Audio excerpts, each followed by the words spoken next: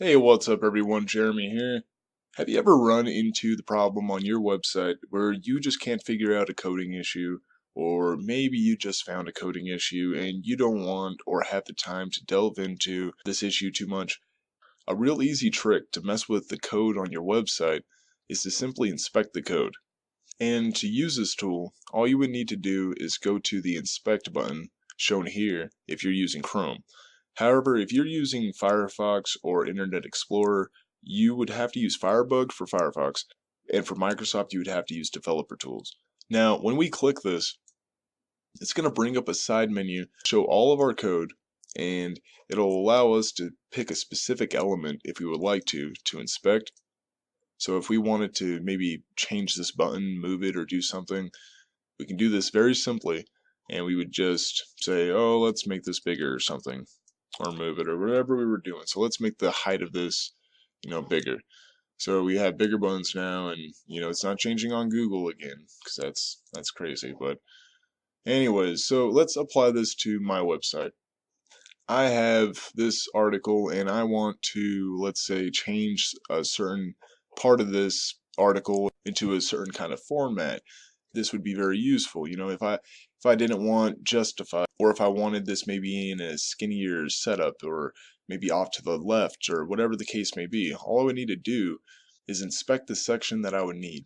Now, if I wanted to target all of this, obviously I would need to do the main div that holds that whole section, or the container, if you will. So this container in this particular situation, we're going to be in the entry content right here. Okay? Now, I want all of this to be aligned to the right or something. So I could apply that CSS change to make that happen, and all of our content looks beautifully arranged to the right. Yeah. Okay, anyways, so that's just an example, but let's change that back. It looks horrible. Or the color you could change if you wanted to, like that, or any element that you'd really want to change, you could do that and find out how it would look, if it's worth it, and mess around, figure out if it's what you want to do. That's the whole point of this tool. So, and that's I personally think that's the best way to learn, messing around and figuring out how things work. Yeah, don't tell my doctor I said that, but with this tool, you're not looking at any kind of a repercussion since it's all changing inside of your browser and not on your server side. So it's not really affecting the website. Another useful tool with this is you can figure out how the code's kind of functioning together.